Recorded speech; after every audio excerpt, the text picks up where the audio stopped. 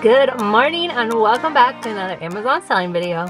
I'm Nikki Kirk, aka your selling guide, and today I'm out in Tulsa going shopping for retail arbitrage to sell on Amazon. So today I'm trying out a new store that I've heard about in the Bolo group called Popshelf. So Popshelf is it's part of Dollar General. It's like a new store they came up with in the last couple of years. I think 2020 was the first one that they had, and I think that said Nashville when I was looking it up online. I did do some research. So from what I can tell, it looks like a Five Below type of store. It's bright, but it's supposed to be everything under $5. They just don't have that in the name. So I think it's going to be good. I also read online that the reviews for this particular location is that there's a whole lot of scents happening. So hopefully I don't get a headache in there.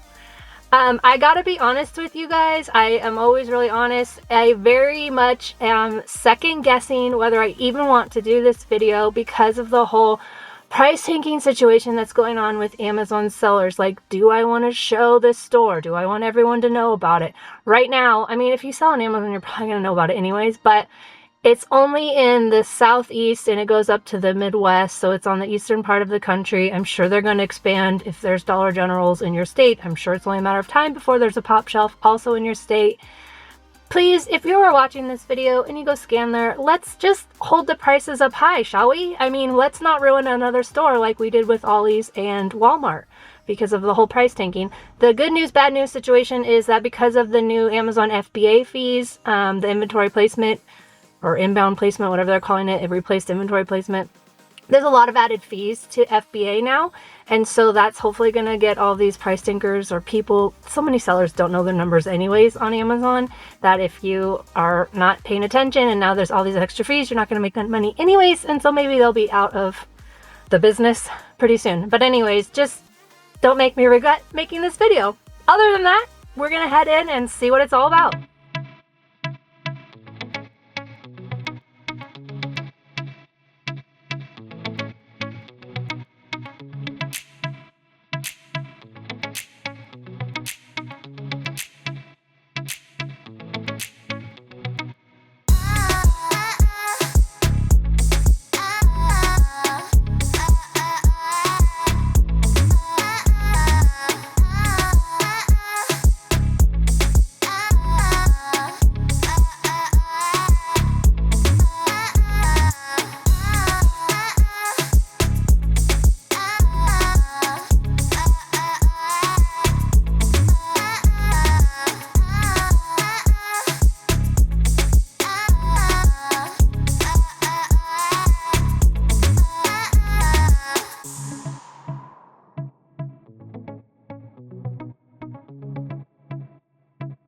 Okay, so overall, I'm a fan of the store.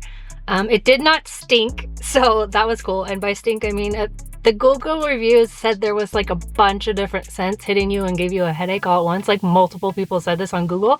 So I feel like I should leave them a Google review because it does not smell anymore. So they must have, taken note of that. So that was good. Also, things are way more than $5. Not the stuff that I bought, but they've got all kinds of price ranges, which are way above $5. So what I read was a news article from 2023, when the store opened, and they said a lot of the items were under $5. So clearly things have changed in a year. But I did find a lot of stuff, so it was overall a great experience, and I'm going to keep Popshelf on my rotation of stores to hit up. I started off in the home decor area because they had a bunch of gardening stuff and I really like to garden, so I just wanted to check out everything they have in the store. And I came across this item and it is a perfect example. It highlights a lot of different things that happen when you're scanning, so we're gonna go over it now. So it's $10 here at the store. It has a really great rank, but I'm restricted in it, so that's thing one, and we'll get to that. And then I see there's really only one seller, so when I click through, I can see that it is the brand. So that to me is a red flag. Even if I were to get ungated, I wouldn't want to list with only the brand on it, because more likely than not, they are going to issue me an IP or a counterfeit. So that would be, I would pass number one. The other thing I wanted to highlight was to go ahead and click through and ask for approval. Even if it's possible IP, I always just click through to approval, because why not be it approved in more brands? So click through to approval. Sometimes you'll get a congratulations. Unfortunately, this time, again, another IP alert, is that I got we need an invoice for 10 or more items, so I can't sell that item even if you know, unless I were to go get Ungated and find a distributor. There's a lot of like, Amazon with ungating is really crazy. So I do have ungating guides for topical, grocery, toys. There's 2 different guides. Each guide has 3 distributors in each one of them. So a lot of people will say to use Walmart or use Target or whatever. You cannot use a retail store receipt. You can't have a receipt. It needs to be a distributor or wholesaler that you're getting the product from, and you have to have 10 of them. So you can try to. I've heard of people getting their accounts shut down for altering information when they upload it. You can try and see if it works, but it's not a safe thing to do. And as always, I'm trying to play by Amazon's rules since I'm selling on Amazon. So just know you can get ungated the real way, but you're taking a huge risk to try it any other way. Also in the garden area, I saw that they do Sharpie on some of their products for the pricing. So if you didn't know how to get Sharpie off, you can use dry erase marker. You can either use red or green, and you just color over the Sharpie. I would suggest coloring just where the Sharpie is, because sometimes that dry erase will like bleed onto the packaging. And then I use Goo Gone to wipe it off, and it comes off. Some things are harder than others. Some things are really easy to get off. This cardboard may be harder than, you know, a plastic bottle that they've written on it with Sharpie. But yeah, that's how you can get Sharpie off. There's a couple other different ways. If you use a different way, go ahead and comment on this video and we'll chat about all the different ways you can get Sharpie off. They do have a lot of brands that I recognize, and then some brands that may or may not be their own store private label brand. You know how Dollar Tree has their own Greenbrier, I think it is, can't remember. But here there was like GS brands. So I did scan the brands that I knew of. I even scanned some of the brands that looked like they were Dollar General brands, because you just never know if stuff's going to be on Amazon actually. And so I scanned a couple of them to just see, and then I was like, okay, I'm not going to waste my time scanning this brand because it's probably not on there. I did scan a lot of the front of a product, like a packaging, because I just find more stuff that way. And this store would be a great opportunity if you want to try your hand at bundles. I do have a Bundle 101 video. I'll link it here. And you can do the bundles. Like, there's so many things that naturally go together. So many opportunities in this store. So I would recommend it.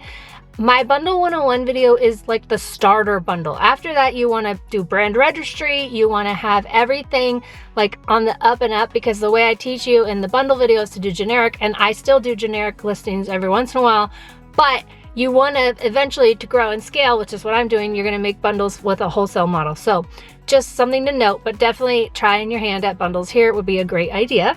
I quickly scanned the like arts and crafts areas. There was one brand that's there a lot, and then here is an example of a bolo. Well, not totally a bolo, but anyways, it is craft paper, scrapbooking paper. It's $5, and you can see it doesn't meet my minimum requirement of $5, and the rank is kind of high, but that rank is actually pretty good for home, so I would be just fine listing that if it made $5. And then here's another candy bolo. It's in health and personal care, which again, this rank is just fine for that category. And this one actually makes $6, so you get 2 of them and they would make $6. So that would be something I would come here and try out. I finally got into the beauty aisle, and that is where it's at. So I got a lot of beauty stuff today, and I did share some bolos in the bolo group. And unfortunately, a lot of the stuff is actually priced like mismatched pricing. Some will have like, it'll say $1 in front of it, and then it says $3, little sticker on it, and then when I went to go check out, it was $1.50. The cool thing is that so much stuff, they do have a really great clearance area, and so much stuff that I got that I thought was regular price actually rang up half off, so that's great for me. That's more profit. Unfortunately, now I have to go into my buy list before I upload it and change all the prices so that I have them at the correct cost. Yeah, so that's a little bit of a headache, but I feel really good. They do tax exempt, so if you're already in the Dollar General system, you can use your tax exempt here easier, but they were able to put me in. I'm not in the system. I have to email, but they did give me the email to email. I have to email Dollar General my tax exempt form, and then I'll be in the system. If I forget to email them, then they're gonna have to redo it next time because it'll kick it out after 30 days. So they do tax exempt, so definitely use it if you're shopping at Dollar General or Popshelf. And then it's really only self-checkout, so I did have to go up to the front and price check a couple things, and then I just left the self-checkout. So, but no one was around to ask. So anyways, they do have every register is self-checkout, so that was cool. Their bags did rip on me at the end, but I got them to this car and then put them in another bag. Altogether, I spent $171. I got 3 bags of beauty stuff. They're like bigger bags. And I think, I'm just guessing because I don't really know, especially since the prices, it's like I'm getting more profit because I paid less for them. I'm going to just guesstimate $400 to $500 profit here today. It would have already been in the thumbnail, and I will put it up on here on the screen now from my inventory lab. What I think it only is going to tell me gross sales though, but whatever I can figure out, I will show it to you right here. And yeah, I am enjoying the Popshelf. It is hot today, but anytime it's hot in Oklahoma in this time of year, that means it's also super windy. So it's unfortunate because you can't even enjoy the outside because it's like 40-mile-an-hour winds.